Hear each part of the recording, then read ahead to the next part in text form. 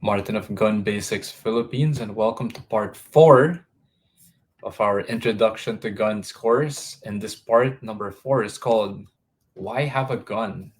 So, what is the purpose or the reasons to have a gun? So, I'll go through this one quickly and to the point. Now, in this live, or if you're watching the replay, I'd also want you to comment down below. Maybe you have your own reason or purpose to have a gun, and I'm curious. So, feel free to share. Again, if this was live in person, I'd be asking each of you already. I'd want to listen to you first. So, let me begin by sharing this.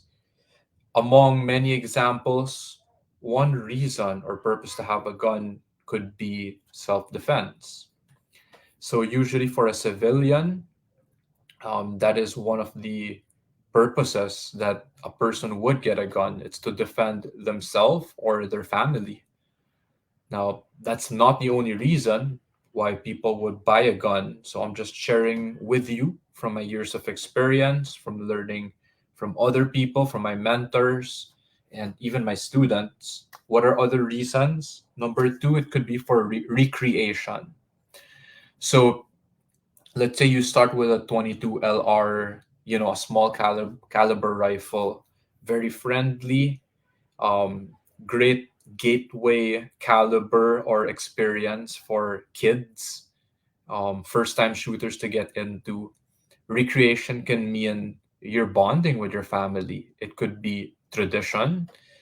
It could be you're into different life experiences. You don't necessarily have to go skydiving, um, rock climbing, all that. Sometimes you want to get into guns, right?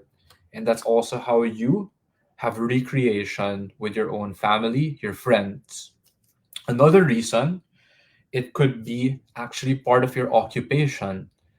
So, in the part right before this, aside from the pistol that you saw, the handgun, you suddenly saw a rifle and you go, some of you might react, whoa, yeah, that's what I see the military uses. That's what I see SWAT, special forces, use like that. Well, they use that because it's part of their occupation. It's a tool of their trade. So sometimes, and I've heard this, people in the military, there are actually people who don't like guns in the military. And again, for those of you either in, the PNP, the Philippine National Police, or the military, and you believe that's true, hashtag relate, right? Not all police or military are into guns. Actually, I learned that. So, but they do have a gun because it's part of their occupation. So again, it could be police, military, you could be in the government, you could be a private security agency. So that's why you have that purpose or that reason for having a gun. Next, this is probably the most common one. This is sport. So sport shooting. So whenever you go to a shooting range and you see people like with a holster, um, you know, they call this a course of fire. So you see like a stage. It's kind of like a game where people run left, right. There's a door. There's like this, popper. All these contraptions and targets. Sport shooting. So the most common here, practical shooting in the Philippines. So again, modeled after the IPSC. There's a PPSA, the Philippine Practical Shooting Association. So competition shooting, uh, that can be a reason, whether it's IPSC type, IDPA. IDPA is more on international defensive uh, shooting. Olympic, PNSA. So I actually saw um, an Olympic range once. So it's more on shotgun. So that's trap and skeet shooting. So I've met Jethro Dionisia there, who is actually one of the Olympic shooters, not just the handgun competitive with Hagen, Topacio, I think Eric Ang also. These were like the top shotgun Philippine team shooters. So it can be also for sport. Also, it can be another reason can be for collection.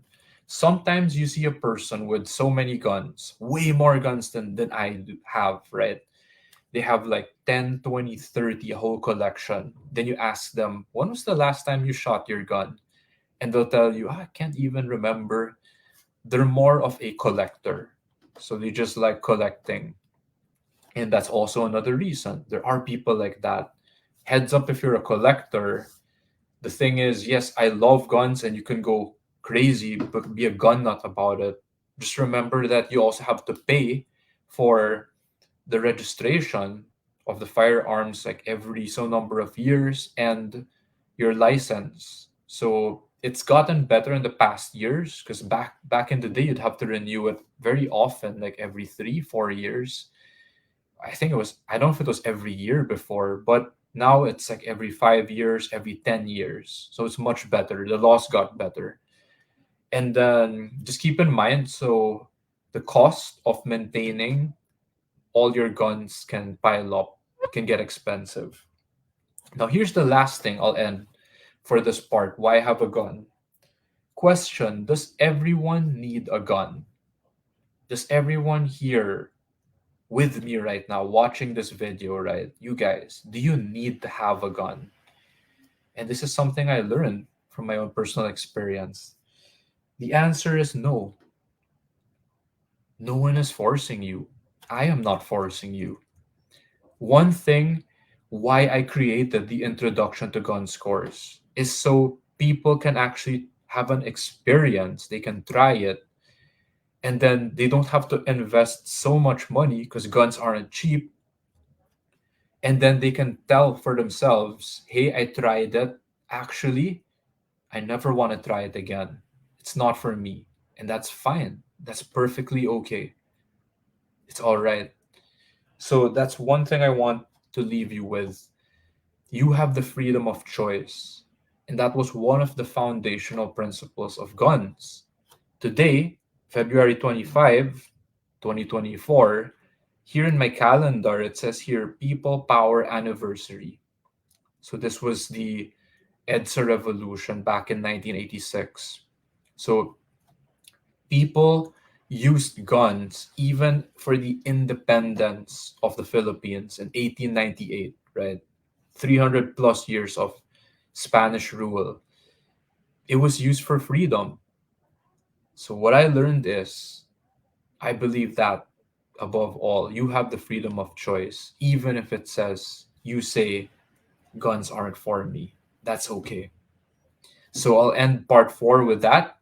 Why have a gun? This is the purpose or reasons to have a gun.